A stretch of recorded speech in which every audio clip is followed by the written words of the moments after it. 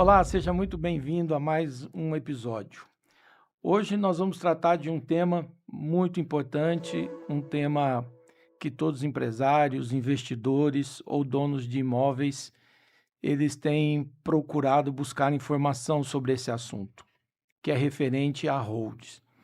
E a hold, seja ela patrimonial, seja ela de administração de bens próprios ou de investimento, é uma ferramenta muito importante para a gestão desse patrimônio e principalmente com a reforma tributária que já é realidade em nosso país, é algo muito importante ser discutido e do seu interesse de conhecimento e tentar, de alguma forma, ver se aplica ao seu caso. Nós queremos aqui hoje discutir esse assunto, tratar de uma forma bem simples, bem natural, sem o juridiquês, que é dos advogados, mas tentar trazer um conhecimento e uma informação que seja bem fácil de compreensão. Porque muito se fala de hold hoje, e há muita gente na internet se falando sobre esse assunto, mas uma hold bem estruturada, ela é uma solução interessante, mas uma hold mal estruturada é mais um problema para o empresário ou o investidor ou dono de um imóvel administrar. Fique conosco e vamos ao conhecimento sobre holding. Eu sou Daniel Marinho Mendes, advogado, especialista em direito societário e direito empresarial. Estou aqui com mais dois amigos para conversarmos sobre hold. Eu sou Sérgio Rodrigo Costa, advogado, especialista em direito tributário, especialista em direito público, e a ideia aqui hoje é trazer clareza técnica numa linguagem mais acessível, mais comum. Muito prazer, meu nome é Dr. Jairo Xavier, sou advogado, especialista também em direito tributário. Estou aqui neste dia para debater um pouquinho, sobre holding e fazer a apresentação e mostrar o diagnóstico, que não é tão simples, necessita de um pouco mais de estudo, sem empolgação, e também é uma promessa de mercado nova que tem trazido inovações. Legal. Eu já quero deixar aqui uma informação muito importante. Nós temos um e-book bem completo, com informações simples, com informações compreensível para quem não é advogado e que nós vamos colocar à disposição de todos aqueles que tiverem interesse no final deste podcast, ou se você estiver vendo esse material em alguma das nossas mídias sociais, estará disponível no link abaixo. Muita gente passou anos construindo um patrimônio. Comprou imóveis, entrou em sociedade, fez investimento, formou uma renda patrimonial. Só que essa estrutura jurídica que sustentou tudo isso, ela, nos dias atuais, ela não serve mais, né? Ela precisa de uma análise, precisa de uma reflexão, inclusive dentro dos parâmetros da nova reforma tributária. E é exatamente aí que começa o problema nos dias atuais, porque chega uma hora que esse patrimônio ele deixa de ser apenas esse conjunto de bens e passa a exigir essa organização, essa governança, essas regras, a previsibilidade, o planejamento sucessório. Então, ocorre uma série de exigências nos dias atuais que não dá mais para manter a mesma forma de administração do passado, né? Não, e é incrível que as pessoas elas só percebem isso, né, quando surge um problema. Às vezes as pessoas passam aí anos na informalidade, querem regularizar a situação, mas primeiro não sabem como. E aí o fato, às vezes, de tentarem regularizar a situação acaba gerando um problema ainda maior. Então, essa necessidade, ela tem que já vir junto com o crescimento do patrimônio. Então, assim, conforme o patrimônio cresce, a pessoa já tem que pensar nessa organização já para poder evitar e estancar passivos que podem surgir quando da regularização, né? E não deixar isso para regularizar isso só depois, quando já tiver com um patrimônio formado, com um patrimônio construído, né? Que aí fica muito mais difícil e pode gerar um custo muito maior ainda. Ou seja, doutor, o problema ele nasce muito antes do inventário, correto? Exato, exato. Então, e aí o que acontece? O patrimônio sem estrutura, ele vira um problema, mesmo que esse patrimônio foi construído com muito acerto, correto? Sim, sim. Não, a ideia é que todo esse patrimônio constituído, e quando ele gera uma renda, e essa renda nos dias de reforma, né, de novo sistema arrecadatório no Brasil, passa a ser tributado, e aí mais uma necessidade de estruturar isso, né, de não deixar isso como eu vinha fazendo. E muita gente diz assim: eu sempre fiz assim e deu certo. De fato, pode ter dado certo, mas com a reforma não vai dar mais certo e vai precisar pensar nisso com muito cuidado, com muita cautela, não é isso? Até porque, doutor, nós temos duas situações aí que são inovadoras, sendo uma delas a própria reforma tributária, que já é uma realidade, que está sendo implementada, e a segunda é os mecanismos de fiscalização do governo. Então, hoje a gente sabe que o governo ele tem uma fiscalização muito mais aprimorada do que no passado, inclusive aí do Pix, que é a forma de pagamento, de transação bancária mais utilizada, né, pela sociedade atualmente, e a ocultação patrimonial ela tende a diminuir cada vez mais diante da aprimoração do governo a esses mecanismos de fiscalização. Perfeito. E assim, não tem como pensar que o governo não conhece a nossa movimentação financeira hoje, né, doutor Rodrigo? Ah, não dá para Hoje não, presumir isso, não, né? hoje eu até diria que seria muita inocência de alguém achar que as movimentações financeiras elas não são conhecidas pelo governo, pela Receita Federal, né? E daí a necessidade de se discutir, se pensar numa solução para isso, né? De estar 100% regularizado, 100% declarado e com um patrimônio fiscalmente e contabilmente correto, né? Sim, claro, sem dúvida. E quanto antes, melhor, né? Até porque existe a centralização também da plataforma do próprio governo, que é a plataforma Gov, né? A plataforma que todos nós utilizamos. Não tem como não utilizar, principalmente para quem vai fazer a declaração aí de imposto de renda, utilizar até mesmo a questão previdenciária, dentre outros. Então, essa própria centralização do governo é uma sinalização de fiscalização. Bom, falando de uma forma bem simples, a Hold é uma sociedade criada para concentrar e organizar bens, participações societárias, investimento e outros ativos. Ela, uma vez criada, ela consegue reunir todo esse patrimônio numa única empresa, num único CNPJ, para que seja mais fácil a administração e a questão também de tributação, né? Então, doutor Rodrigo, mas explica pra gente, a holding tem distinção? São todas iguais? Então, quando a gente fala de holding, na prática a gente pode falar em três lógicas principais, que é a holding patrimonial, que a intenção ela tem a finalidade para organizar os bens imóveis, né? A holding sucessória, que é para fazer a transição patrimonial e a governança.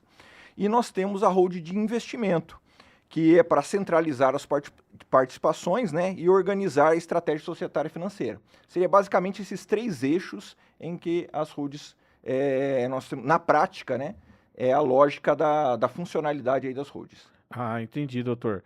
Então, existe a distinção entre as holdings, correto? E só um ponto que eu acredito que a gente tem que explorar um pouquinho mais é que a holding, ela organiza melhor o patrimônio, porém ela não apaga, né, o risco como se fosse uma mágica. Então, é necessário pontuar isso, que ela traz essa organização, essa estrutura melhor, mas ela não apaga os riscos, né? E também ela não elimina a questão aí das responsabilidades, também não apaga e também não transforma a situação para você abusar, né? Então ela te traz uma proteção, porém ela não te blinda 100%. Outra questão também é que a holding, ela não está em si no nome, né? A utilidade dela, né? Mas está no desenho. Então, ter uma holding corretamente desenhada, estruturada e que se adequa corretamente ao seu caso real é tão importante quanto simplesmente ter uma holding. Essa é uma questão fundamental, né? Quando a gente fala em hold, nós estamos falando numa gama de holds, né? Nós estamos citando aqui 3 tipos de hold que o Dr. Rodrigo acabou de tratar aqui, que é a hold patrimonial, e que a gente conhece como administração de bens, a hold também patrimonial para fins sucessório e a hold de investimento. Mas nós temos outras holds, hold rural, hold para outras finalidades, que não é o caso aqui. Nós queremos tratar desses 3 tipos de hold, né, vamos assim dizer. E o mais importante é esse ponto que você tocou. Não é simplesmente ter uma hold, é realmente como ela foi desenhada. Qual é a funcionalidade dessa hold? Como é que eu vou trazer todos esse patrimônio, esses ativos para dentro dessa hold? Como eu vou gerir essa hold? Porque se esse desenho não estiver bem desenhado e executado, ela hold vira um problema para os cotistas, né, para os sócios que estiverem ali nessa hold. Então eu penso que vale muito a pena refletir seja na hold patrimonial, seja na hold sucessória, para fins sucessórios, seja numa hold de investimento, é esse desenho, essa finalidade, Né? esse planejamento e essa operacionalização dela, né, no dia a dia, né? Sim, doutor. Até porque já foi explorado, né, pelo senhor, a questão de uma holding mal desenhada. Então, por isso que é necessário sempre ter um especialista, um advogado que saiba fazer esse serviço, para que aquilo que é apresentado como solução não venha a ser um problema futuro. E, doutor Rodrigo, eu me lembrei de algo aqui muito importante. No passado, antes da reforma, se falava muito em hold como blindagem patrimonial, né? Como esse tema era explorado, né? Blindagem patrimonial com hold. E a gente vê que na prática isso não existe, né? Não há uma blindagem. Precisa sim de um planejamento e, e aí sim a hold bem estruturada, bem administrada, ela traz benefícios de proteção patrimonial, mas não blindagem 100%, né? Absoluta, né, doutor Daniel? É que o pessoal, eu entendo que a propaganda aí tá no nome, né? Quando a pessoa vê, ela ouve o nome blindagem patrimonial, isso soa seguro para ela, né? E a venda está em cima desse nome. Mas na verdade, a blindagem patrimonial, ou a proteção patrimonial, ela tem que vir já desde o desenho das holds, né? Como o Dr. Jairo estava falando, desde o desenho das holds, para que isso não venha gerar um problema mais tarde. Porque às vezes a pessoa acha, não, eu tô com a hold, tô garantido, tô com o meu patrimônio protegido, não importa o problema que venha, eu já tô garantido. E não é bem assim que funciona. Tem um planejamento, tem um desenho, tem uma estrutura que precisa ser feita para que isso tenha uma efetividade de fato realista e não simplesmente a pessoa ter no nome a ideia, não, eu tô blindado, meu patrimônio está blindado. E não é bem assim que funciona. Né? Inclusive o doutor Jário fez um comentário aqui, né, doutor, sobre a hold não me dá liberdade para fazer o que eu quero. Eu tenho que tomar as cautelas necessárias, porque há situações que a hold não vai proteger 100% o patrimônio se o empresário, se o cotista dessa hold sair fazendo coisas, vamos dizer assim, extrapolia em termos jurídicos, né? Vamos assim dizer. Exatamente, doutor. Porque assim, a ideia da holding é ela estruturar o seu patrimônio, é ela te auxiliar numa futura sucessão, numa futura partilha de bens, no caso da holding sucessória, que a gente vai tratar um pouquinho mais afinco, né, posteriormente em cada holding. Mas a ideia é lhe trazer uma estrutura e junto com essa estrutura, com esse desenho, um planejamento tributário que, consequentemente, irá te beneficiar de alguma forma. A pergunta que muita gente faz é: para quem é a hold? E a resposta correta, a gente sempre diz a mesma, né? Depende do caso. Mas existe alguns perfis que normalmente merecem um estudo mais sério, mais detalhado, porque são pessoas que têm uma aderência maior para hold, né, doutor Sérgio? Sim, um dos primeiros casos aí que acho que seria interessante é famílias com patrimônio relevante, né? Imóveis, participações de empresa, patrimônio diversificado. Inclusive, quem tem muitos imóveis para renda, né?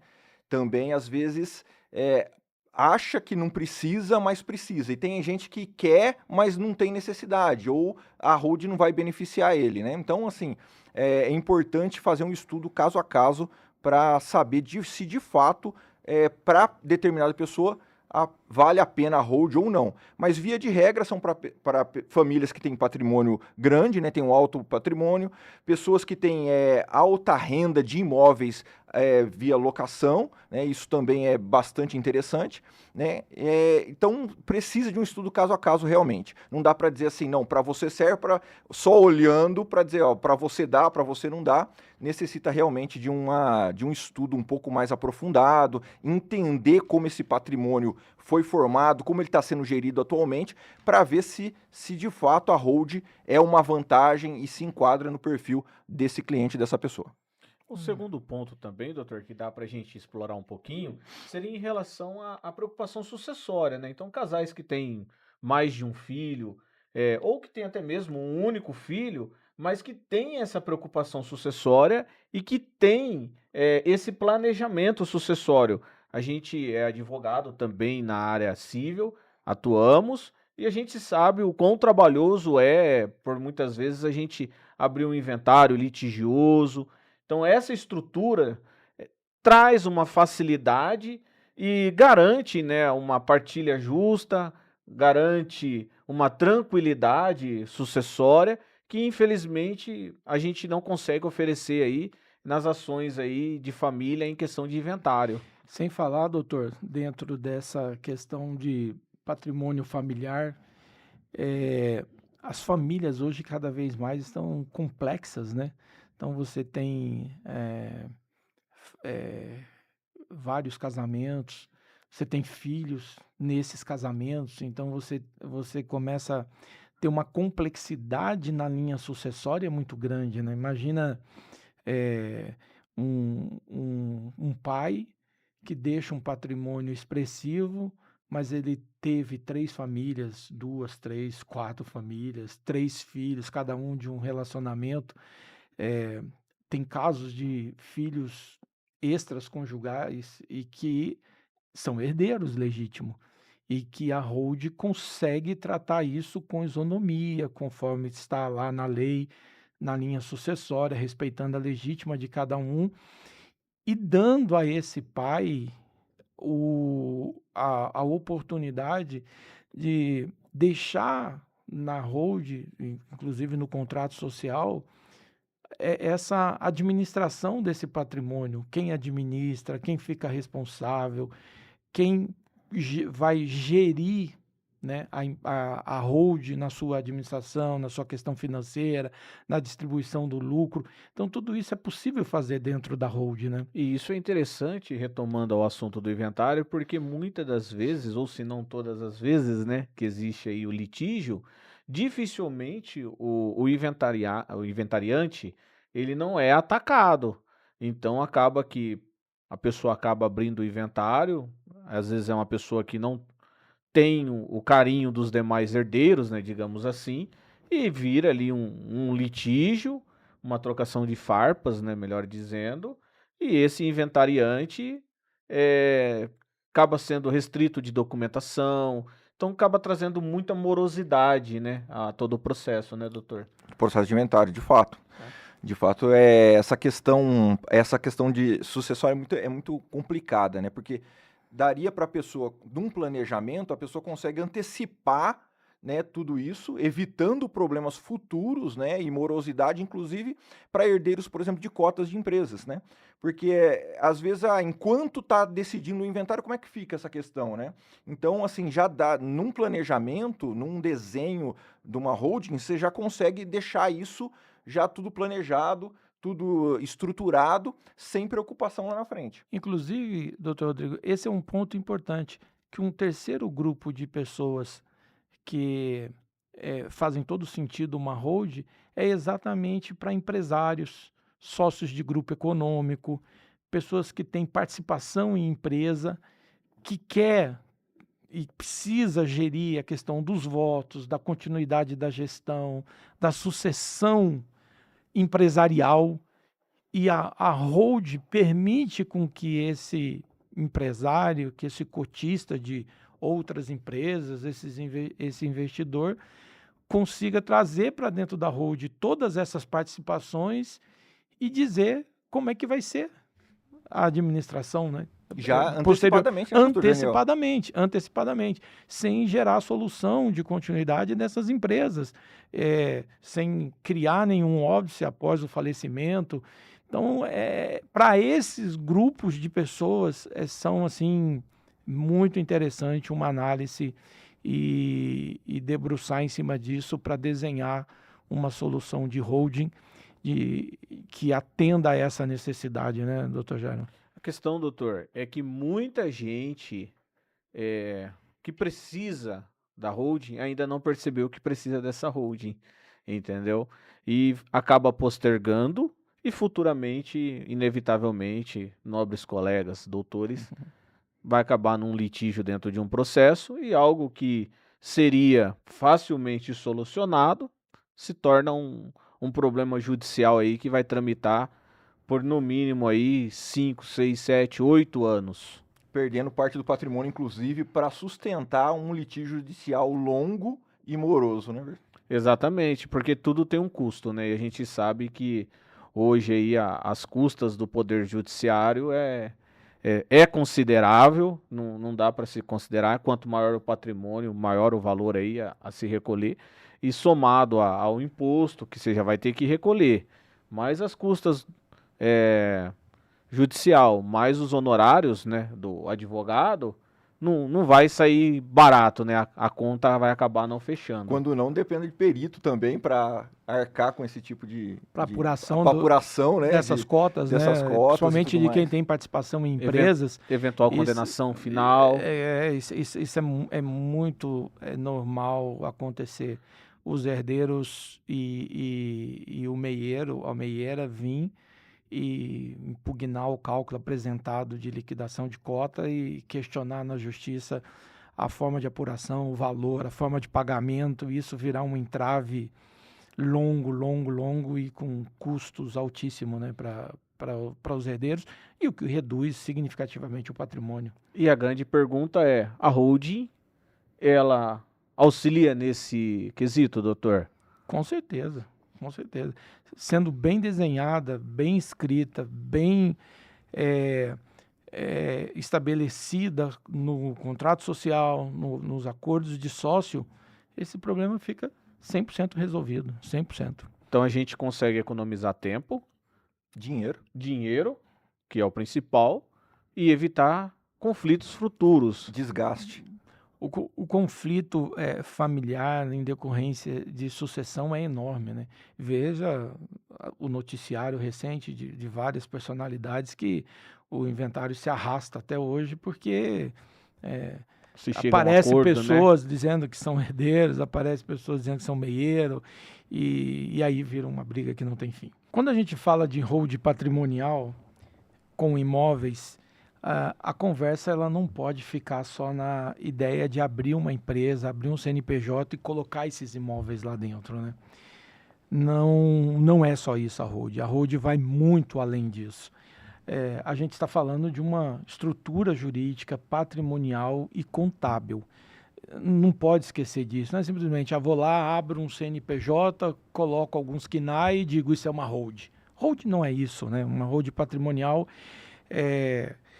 a gente precisa entender que primeiro existe uma lógica na holding de administração de bens próprios. E isso é muito relevante para quem quer centralizar esses imóveis, organizar contratos, melhorar a gestão, profissionalizar a exploração patrimonial, criar mais governança. Então, há uma lógica, tanto administrativa como jurídica e contábil por trás dessa holding de administração de bens próprios, né, doutor Rodrigo?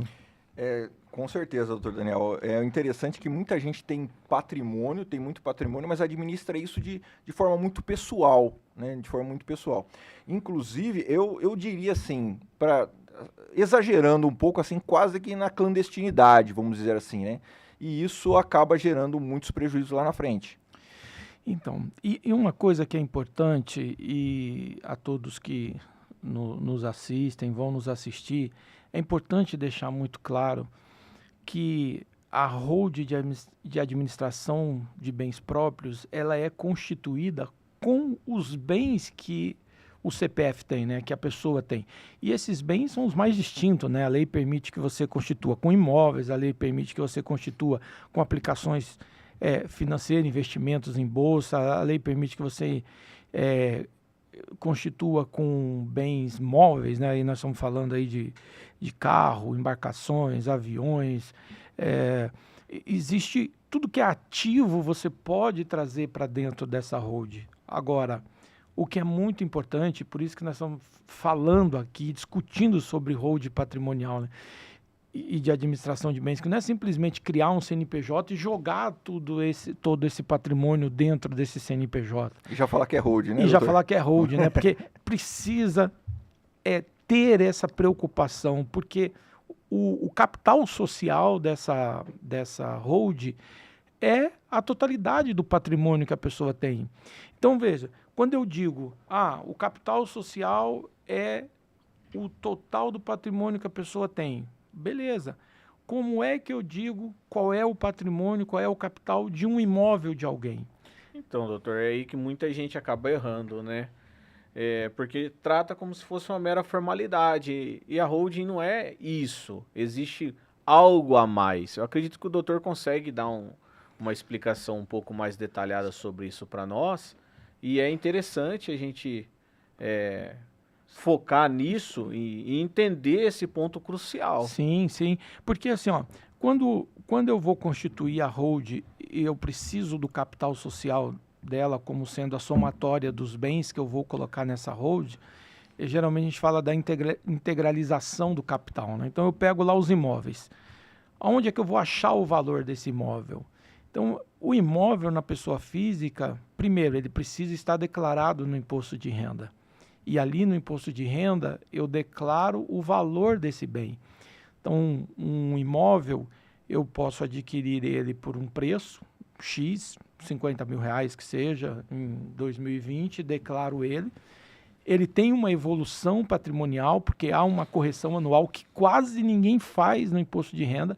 Simplesmente pega esse imóvel, declara ele lá na aquisição, quando declara, porque nós encontramos na prática, e vocês sabem disso, de pessoas que chegam no escritório e dizem, olha, eu tenho 10 imóveis, eu quero constituir uma holding. Quando você vai olhar o imposto de renda dele, não está declarado esses imóveis. Não tem nenhum imóvel declarado. Ou só metade declarado, ou com valor muito baixo, 10 mil reais, 15 mil reais. Totalmente Esses dias eu analisei um que o preço de aquisição dele, que consta na matrícula, era de 1 centavo.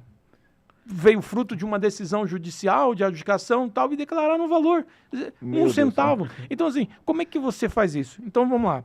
Na Constituição do Capital Social, eu preciso pegar o valor histórico declarado no IR. Então, primeira premissa, esses imóveis precisam estar declarados no imposto de renda, e o ideal é que esse imóvel tenha, o declarante tenha feito as atualizações que a lei permite de valorização desse imóvel. Construir uma casa em cima desse terreno, dessa propriedade, declara essa benfeitoria, porque aí eu tenho uma somatória entre a propriedade, a construção, e aí eu chego que esse imóvel está declarado no imposto de renda 300 mil reais. Ok, esse é um parâmetro que a lei fala, e aqui eu vou me reservar a ficar citando lei, porque a ideia é a gente não tratar com juridiquês, né, com esse formalismo total, mas a lei diz que eu posso declarar pelo valor histórico do imposto de renda, que aí no caso, vamos imaginar que a somatória de 10 imóveis equivale a 200 mil, 300 mil reais. Ok, esse é um parâmetro, a lei permite que eu crie utilizando isso. Veículos, vou usar a tabela FIPE. Embarcações, aviões, valor de mercado, avaliação de mercado. E aí eu consigo chegar num total de patrimônio e que está declarado no imposto de renda, porque também não adianta eu ter uma embarcação, ter um avião, ter um carro de luxo, não está declarado. Eu não vou poder incluir ele na holding, ou vou ter que fazer um trabalho de declarar esse bem no imposto de renda e a partir dali eu fazer a constituição da holding. Aí alguém pode perguntar, mas eu posso constituir a holding sem esse bem estar declarado? Pode. O que vai acontecer é que quando você constituir a holding com esse bem pelo valor de mercado, se for valor de imóvel, valor venal, ou algumas prefeituras exigem que seja valor de mercado e você vai ter as avaliações, ou tabela FIPE de um veículo, se for o caso, e você declarar, automaticamente a Receita vai entender que isso é ganho de capital, de onde apareceu esse bem, e vai te tributar sobre ganho de capital. Então é uma engenharia bem complexa para não criar um outro passivo, né, para o nosso cliente ou para alguém que queira constituir essa holding patrimonial de administração de bens próprios. E aí vem a questão da integralização. Aí falando, por exemplo, de bens imóveis, quando eu utilizo o valor histórico declarado no imposto de renda como parâmetro para o capital social, eu preciso também olhar qual é o valor venal desse imóvel. Como que é a prefeitura, e o valor venal geralmente está lá lançado no carnê do IPTU do ano. A maioria das prefeituras, e eu estou falando de uma regra que vai valer até dezembro, porque o ano que vem já é outra regra, porque nós estamos na transição da reforma tributária. Então imagina, eu vou comparar. Então acontece muito, e é muito comum, na Receita Federal, no imposto de renda, esse imóvel está declarado por 100 mil. O valor venal do imóvel, 300, 400, 500, 1 milhão de reais. E aí, como é que a legislação tem entendido isso hoje? É uma discussão enorme, porque aí vem uma outra coisa, doutores, que infelizmente se divulga muito. Constitui uma holding porque você é isento de imposto, isento de TBI na integralização. E a integralização, né, eu acho que vale a pena a gente comentar sobre isso, que é a integração, ela ocorre quando eu pego esse imóvel, esse patrimônio, coloco na empresa e digo, o valor desse bem eu estou usando no capital social. E como é que eu consolido isso? Eu vou levar esse contrato social elaborado para a junta comercial, que vai registrar, vou levar para a prefeitura, que vai me dar uma certidão de não incidência de TBI, se realmente não houver incidência, ou se houver, ele vai emitir uma guia, eu vou pagar, e depois eu vou pegar essa documentação toda e vou levar no registro. Porque tem muita gente também que pensa que a holding, assinei o contrato, levei na junta comercial, está resolvido. Está tudo certo. Está integralizado. Não, é aquela premissa, né, aquele ditado popular que quem é dono é quem registra, né? Então, quem é dono é quem está com a documentação em dia, registrada. Então, a consolidação dessa integralização e da constituição de uma holding, ela se completa quando há a transferência, quando eu levo essa holding para um cartório de registro que registra, e aí a propriedade do imóvel sai do CPF, vai para o CNPJ, assim como acontece com veículo, com embarcações, enfim. Agora, a incidência ou não do ITBI, ela, na maioria dos casos, realmente eu não pago, mas especificamente para holding de administração de bens próprios, que diz respeito à locação e diz respeito à renda de aluguel, de venda, compra e venda, né? Compra e venda de bens próprios e locação, na Constituição, artigo 146 e parágrafo 1º, se eu não estou enganado, vai dizer que se a empresa for com receita preponderante de administração de bens próprios, de locação e de compra e venda, não tem imunidade. há uma grande discussão, e aí tem muita gente falando no mercado, não, você não vai pagar ITBI, vem fazer hold aqui, porque aqui eu garanto que você não vai pagar. Cuidado com essas promessas, né? Provavelmente é uma holding sem estruturação, né, doutor? É só uma realocação de patrimônio, entendeu?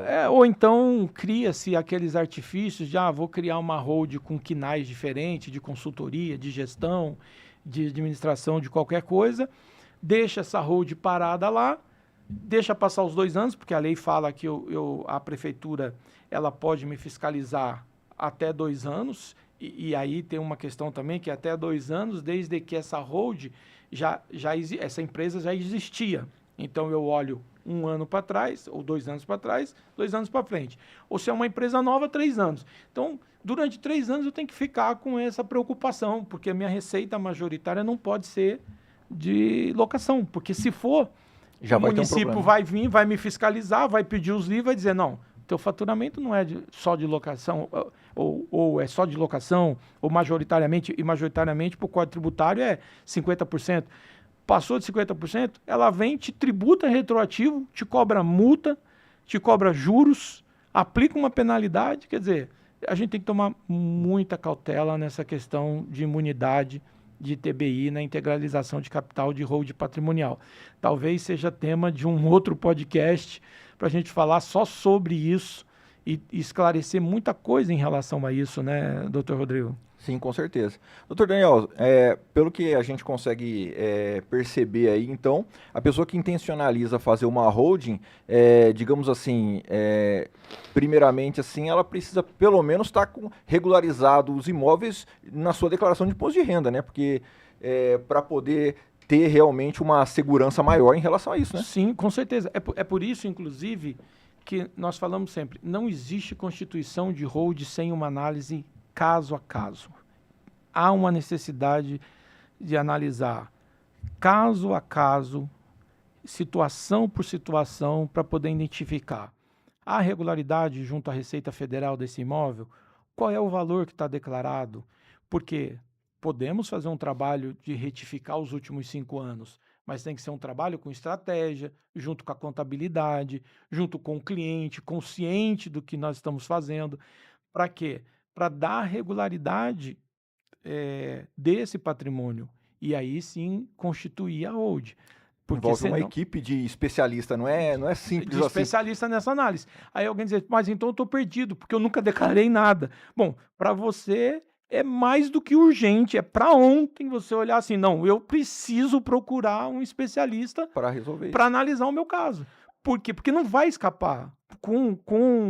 E aí vem uma coisa interessante, doutor Jair, que existe no Brasil, 2 órgãos, e a gente quase não ouve falar, mas existe o Cadastro Imobiliário Brasileiro, que é o conhecido como CIB, e também existe o SINTER. E o SINTER é o Sistema Nacional de Gestão de Informação Territorial. Então, é como se isso funcionasse como CPF dos imóveis. Cada imóvel vai ter esse CPF, tem esse cadastro. E nós dizemos, mas então nunca pegou. Mas esse cadastro já existe, já está lá o seu imóvel nesse cadastro. O que vai acontecer é que vão começar a fazer o confronto de dados. Ora, o imóvel do lote 10 da quadra B do loteamento tal, tá lá que pertence ao CPF do Dr. Jairo. A Receita vai querer saber, com a reforma tributária, doutor, qual é a destinação desse imóvel? O que você está fazendo com esse imóvel? Né? Não, esse imóvel eu uso para moradia. Perfeito, você não vai ter incômodo. Ah, não, esse imóvel eu alugo. Eu alugo. Ah, você aluga. Por quanto você está alugando? Aí você vai dizer assim, não, mas eu não quero informar. Não, não tem como não informar. Você vai ser intimado para informar. E outra, quem alugou seu imóvel também vai ter que declarar. E aí você não informa, o locatário vai e informa que está pagando para você. Que acontece muito, às vezes você Então, acaba assim, ocultando, mas a outra parte não oculta o patrimônio. E aí vem assim, e também eu ouço muito isso no escritório. As pessoas dizem assim, tá, mas eu posso não falar nada. Eu posso dizer que esse imóvel está vazio. Tá bom, você vai dizer que o imóvel está vazio. Aí existe previsão de fiscalização, deles irem para querer saber. esse imóvel está ocupado? Não está. Porque o Sinter, esse Sistema Nacional de Gestão de Informação, ele é inclusive eu anotei aqui que ele é uma integralização, ó, de dados de cartório, de prefeitura e de Receita Federal. Meu Deus, como é que você vai escapar? Não tem como. Doutor, nós vivemos na era da informação, doutor. Hoje, tudo está se conectando.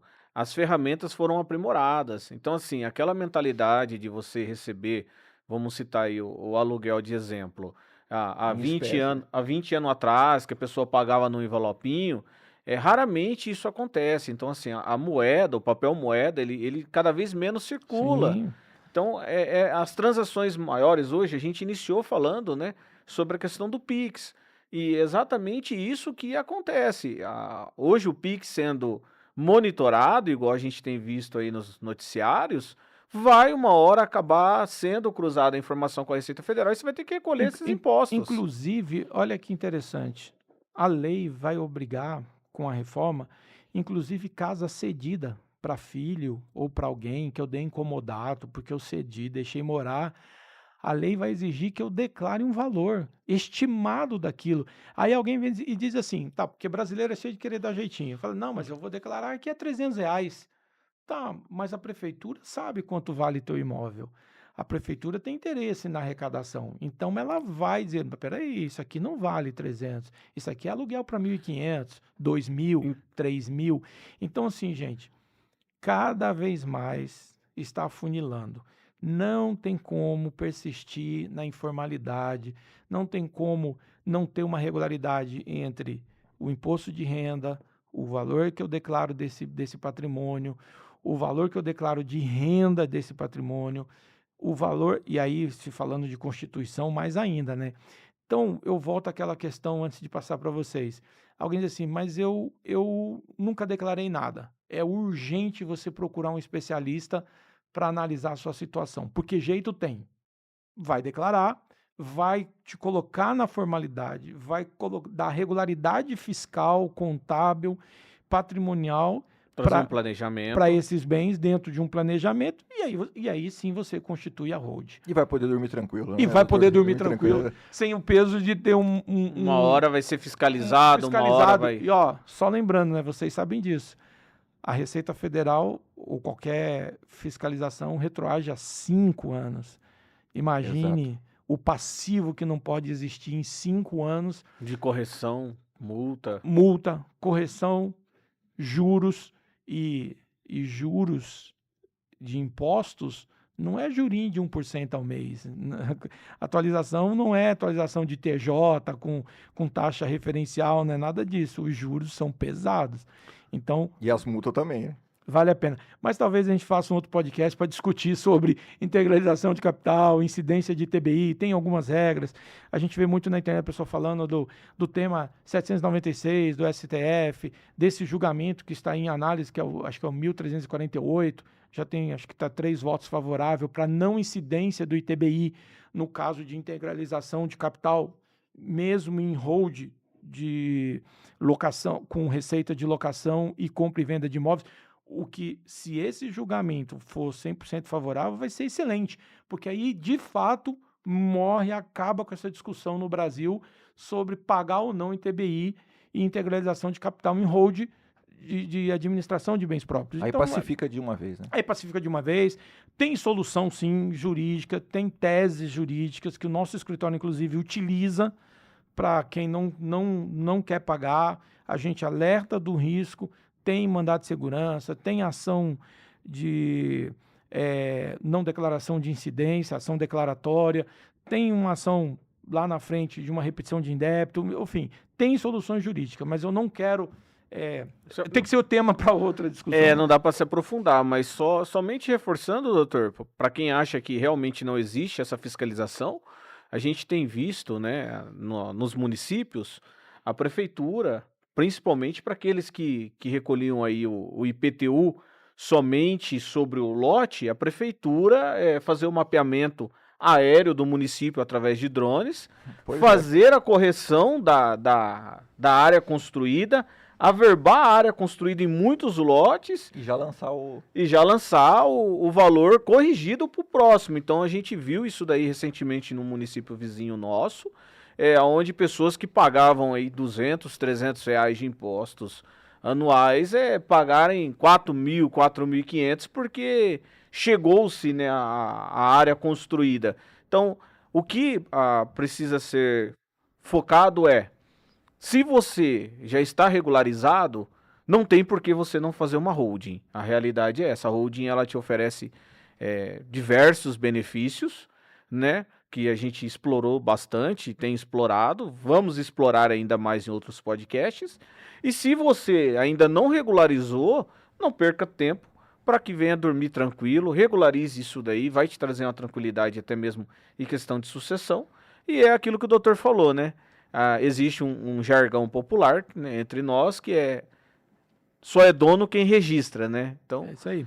Inclusive, só para título de informação, que eu penso que nós vamos ter que tratar no outro podcast mesmo, mas só a título de informação, a receita locatícia hoje de bens próprios, ela pode chegar a 35% de carga tributária. Por quê? Porque o imposto de renda vai até 27,5%, a depender da família, né? Depender do locador.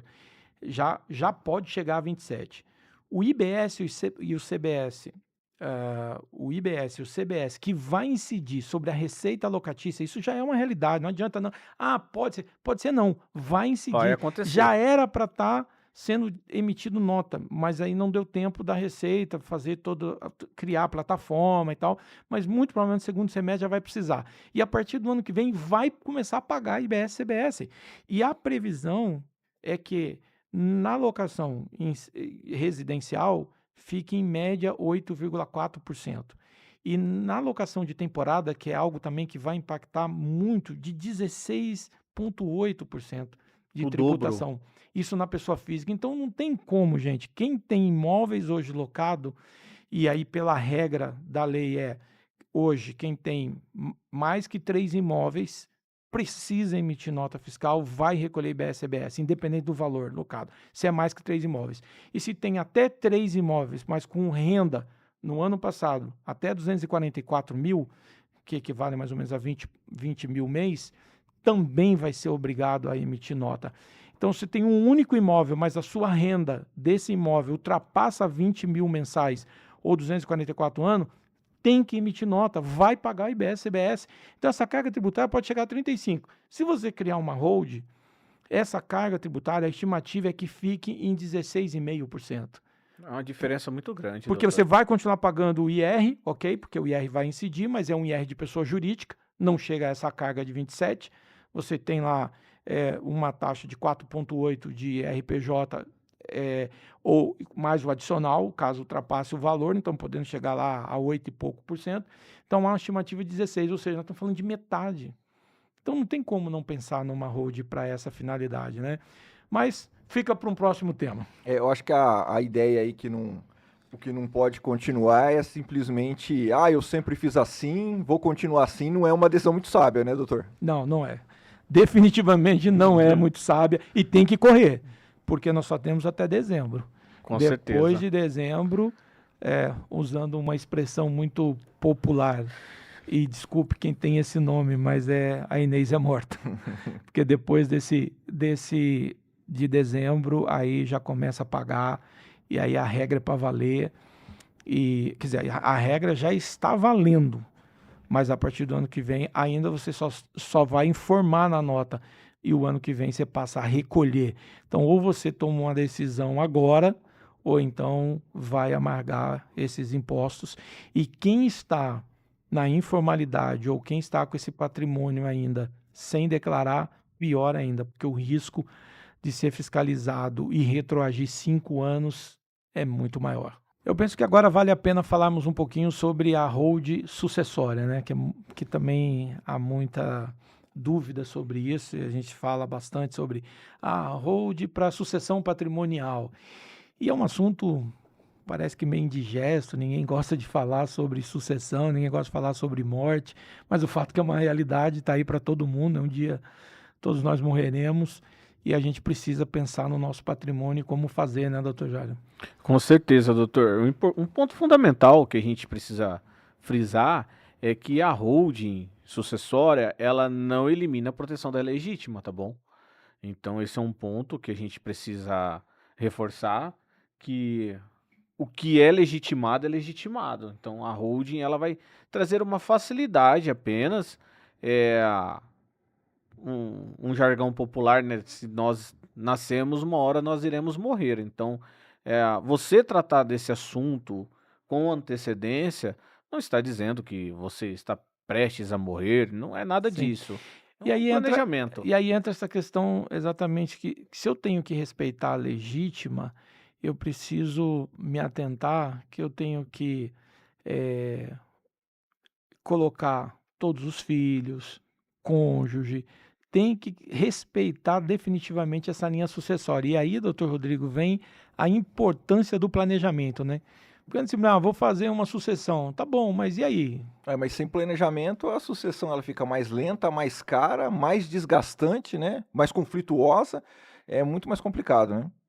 E aí é interessante porque as pessoas perguntam, tá, como é que eu faço isso na prática? Então, eu diria assim, de forma bem resumida, na sucessão patrimonial, é respeito à legítima, eu obedeço, e quando eu falo em respeitar a legítima, eu estou dizendo em respeitar o quinhão de cada um, porque o quinhão pode não ser igualitário entre os herdeiros em função principalmente da complexidade familiar hoje, de filhos com pessoas diferentes, mães diferentes, então isso, filhos que a depender da idade pode gerar quinhão diferente, né, por conta do casal em si.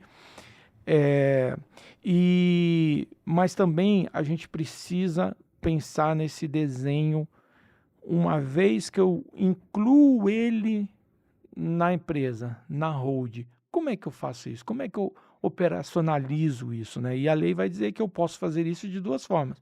Ou eu faço isso via doação, ou eu faço isso via compra e venda.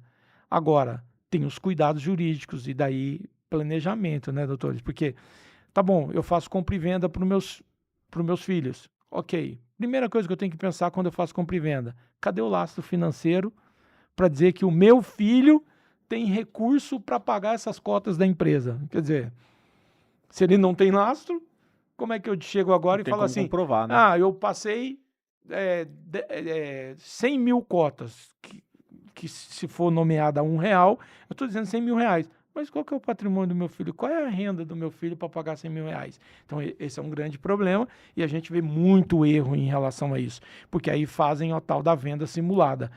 Fazem a compra e venda das cotas para os filhos, mas não tem lastro financeiro e não tem a prova, né, de que houve movimentação financeira.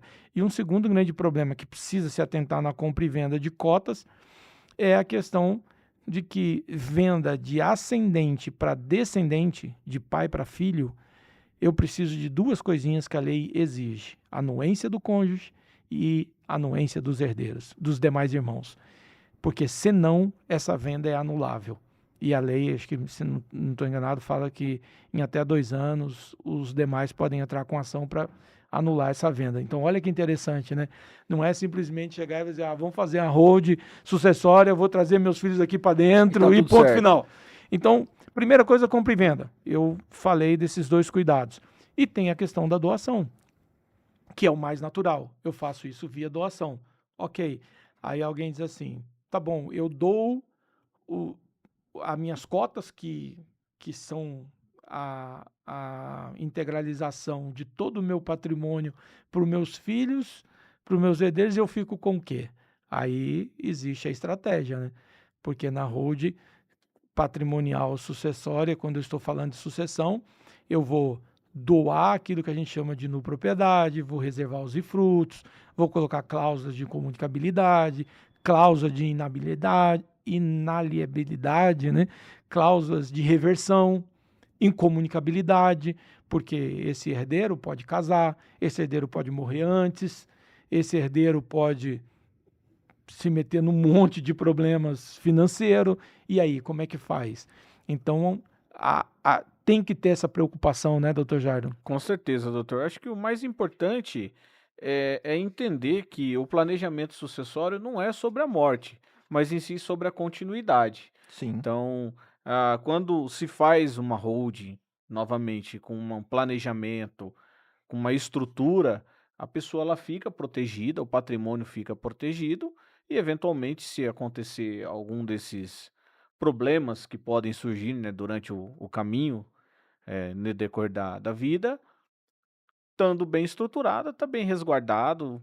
É uma situação que vai trazer conforto para a família, é, a gente Segurança, né? segurança, porque a questão mesmo, né, do recolhimento do ITCMD, o prazo é muito curto, né, doutor? Então, assim, a família ainda está vivendo luto, está vivendo aquela dor e ter cabeça para procurar um profissional naquele momento, levantar todo o patrimônio que a pessoa deixou.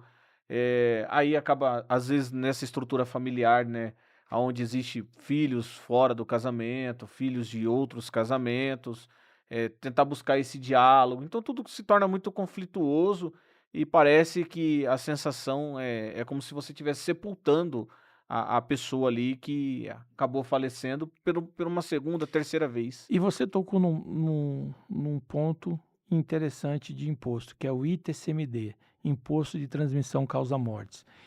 Na Constituição da Holding, já existe a lei complementar que altera e que diz que os estados precisam estabelecer o regime de progressão desse ITBI. Esse ITBI, o ITCMD, e olha que coisa. Hoje, na lei atual, que até dezembro, e aí é tema para outro podcast, mas veja, se você pensa em constituir uma holding, se você pensa em constituir uma holding de planejamento sucessório, ou se você vê que há essa necessidade, deixa eu te dizer uma coisa, você tem até dezembro para fazer e pagar o ITCMD em cima do valor declarado das cotas. A partir dessa data, para o ano que vem, eu vou precisar atualizar essas cotas pelo valor de mercado. Aí você imagina, eu constituí uma holding, usei o valor histórico do imposto de renda, então estou dizendo que a minha holding tem um capital social de R$1 milhão. A partir do ano que vem, se avalia essas cotas e chega que essas cotas valem 2 milhões, 3 milhões. E aí, o recolhimento do ITCMD, que vai ser progressivo de 1 a 4, e talvez alguns estados queiram até aumentar um pouco mais esse imposto, mas veja, não vai ser mais sobre 1 milhão, vai ser sobre 3, 4, a partir do momento que você avaliar esse valor de mercado. Então, gente, nós não estamos colocando medo, mas nós estamos falando da realidade.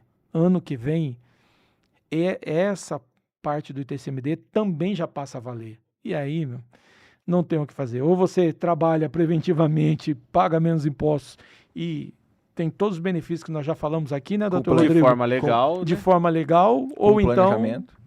E é interessante, né, doutor Daniel, lembrando aí também que a questão da sucessão patrimonial, a questão do regime do casamento também é importante, né?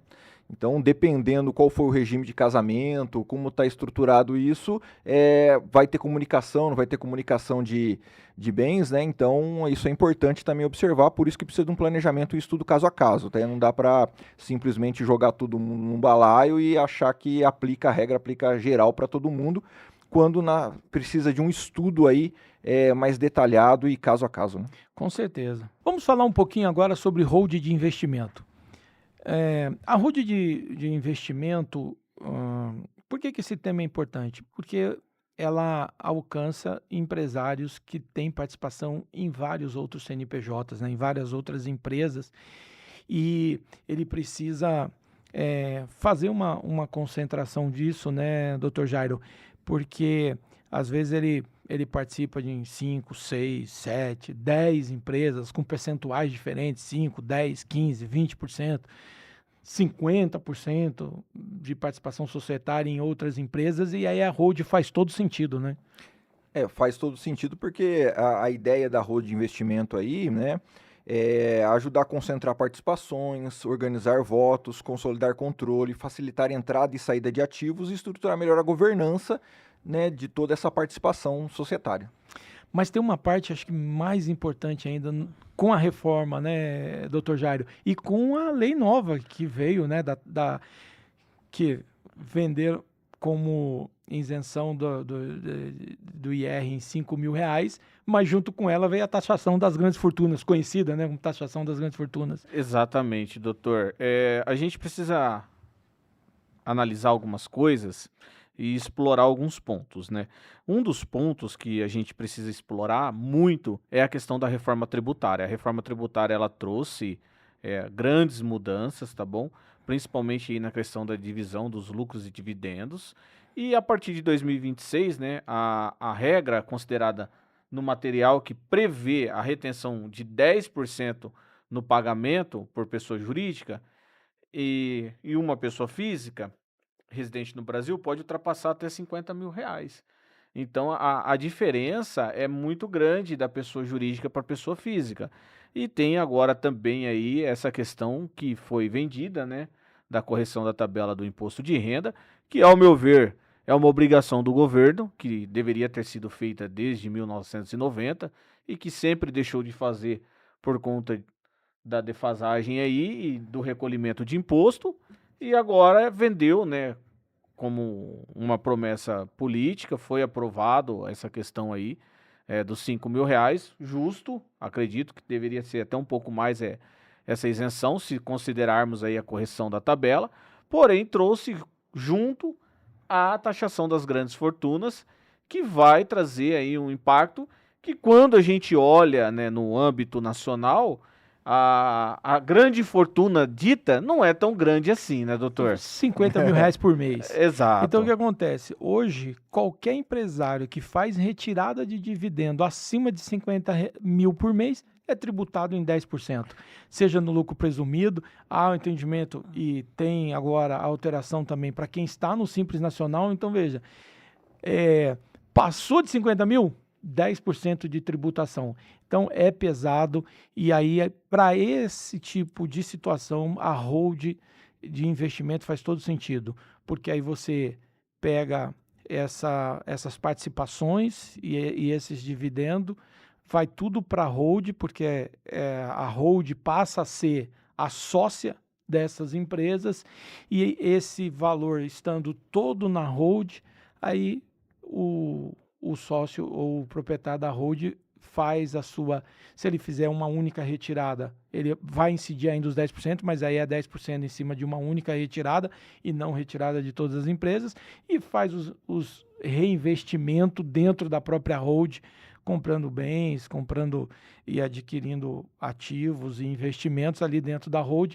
eliminando e diminuindo bem essa incidência dos 10% em cima do dividendo, acima dos 50 mil. Então, penso que cabe também aquilo que a gente tem falado aqui, caso a caso. Depende muito de como cada empresário está hoje, né? De retirada de dividendo, como é que está a participação dele, porque pode ser que para alguns não faça sentido, mas para outros faça todo sentido do mundo, e tem que correr para ontem também para analisar e ver essa situação, né? Dividendo mal planejado pode custar caro, né? A questão é a régua que mede, né? O tamanho da régua que mede. Quando a gente fala em taxar grandes fortunas, né? A gente imagina valores consideráveis. Valores consideráveis aí seria R$ 500.000, R$ 1 milhão, né? Mês. E não R$ 50.000, que a gente sabe que funcionários aí de grandes empresas que exercem aí um papel de gerência acabam alcançando esse salário mensal.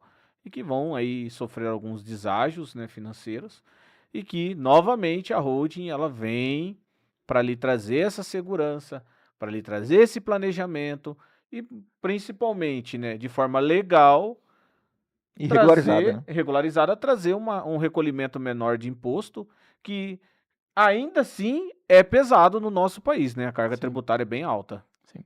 Bom, estamos caminhando para o término desse podcast, de uma conversa muito agradável, penso muito esclarecedora para os nossos ouvintes. Mas antes eu queria comentar com vocês e saber de vocês. Quais são os erros mais comuns que nós enxergamos ali no escritório com relação à holding? Eu acho que o primeiro deles é criar uma estrutura sem propósito negocial claro, né? A pessoa não sabe exatamente para onde vai, e aí esse é um erro bastante comum e bastante grave também. Eu posso citar alguns, doutor. Ignora regime de bens, composição familiar, herdeiros, menores incapazes. Todo esse conjunto, com certeza, traz um grande problema também.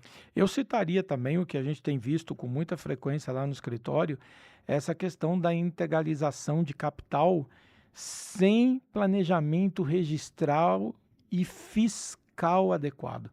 Nossa, como a gente pega erro em relação a isso, né?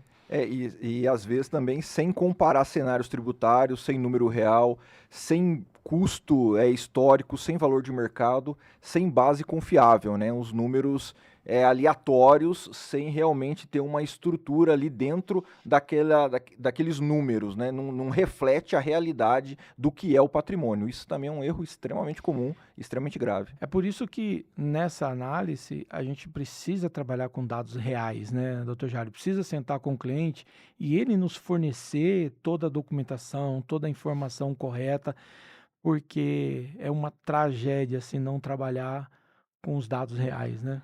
Com certeza, doutor. E um ponto muito importante, a holding, ela não termina com a assinatura do contrato social. A holding, ela continua. Por que continua? Porque você precisa dessa assistência jurídica para que te ajude a trilhar o caminho.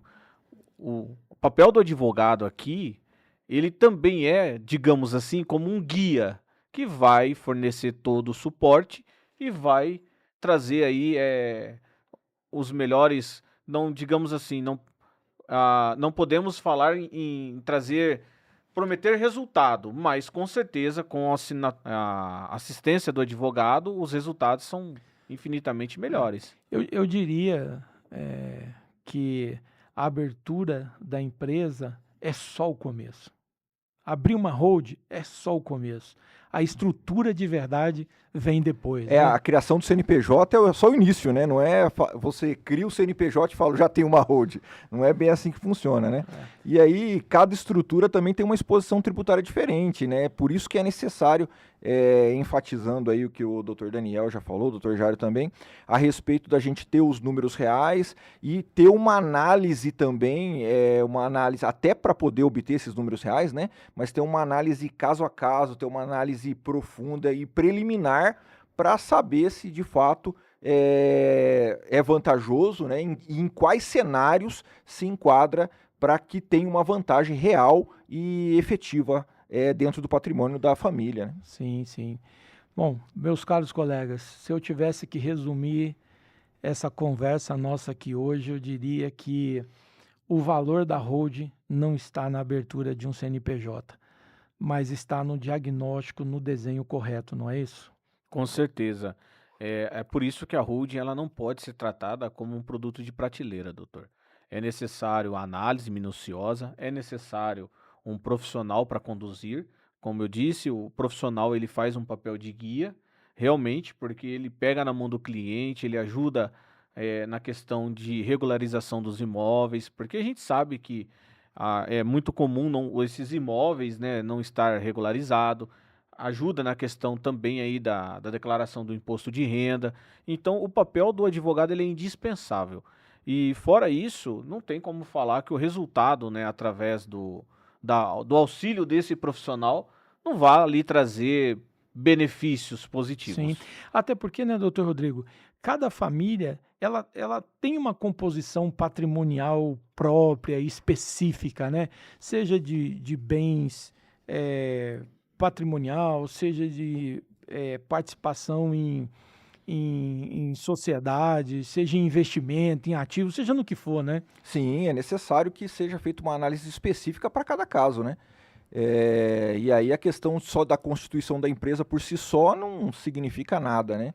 E às vezes o que acontece é que as pessoas confundem, né, a criação de uma hold como se fosse um ato, e na verdade não é um ato, a criação da hold é um processo, né? E começa o quê? Com uma análise de valores reais, de números reais, de uma estruturação qual seria a melhor estruturação, como seria o melhor desenho para cada caso, né, para cada cliente, para cada família que tem essa intenção, e alguns que, na verdade, precisam disso, né, até para poder estar regularizado aí.